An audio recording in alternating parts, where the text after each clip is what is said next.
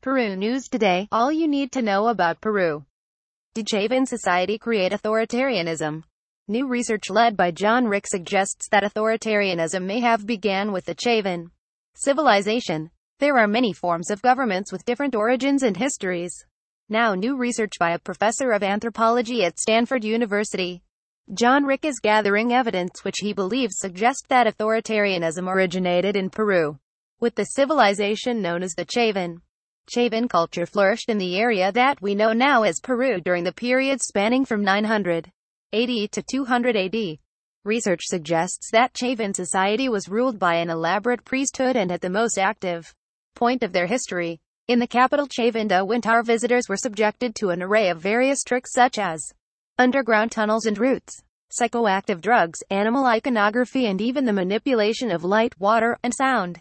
This was done so the priests could exercise their authority over them. In an interview given by Mr. Rick, he stated, "I was fascinated with the evidence we have for this idea of manipulation of people who went through ritual experiences in these structures. They needed to create a new world, one in which the settings, objects, actions, and senses all argue for the presence of intrinsic authority, both from the religious leaders and from a realm of greater powers they portray themselves as related to."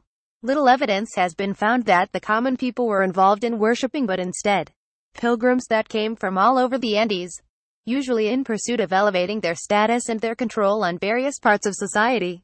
Professor Rick also suggests that clear proof of manipulation can be seen in the architecture.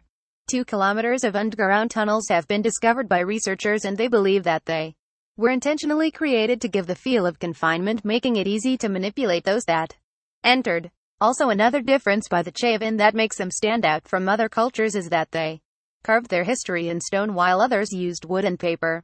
Some stone carvings suggest the use of psychoactive drugs and their effects on people. All this gave the impression that the priests of the day possessed supernatural powers. Rick summed up the interview by saying, "Such places gave rise to complex, highly authoritarian, communications-driven, sometimes charismatically led societies." Quote, Rick will present some of his research in his book Innovation, Religion and the Development of the Andean Formative Period. Visit at www.perunewstoday.com. Also follow on Facebook and Twitter.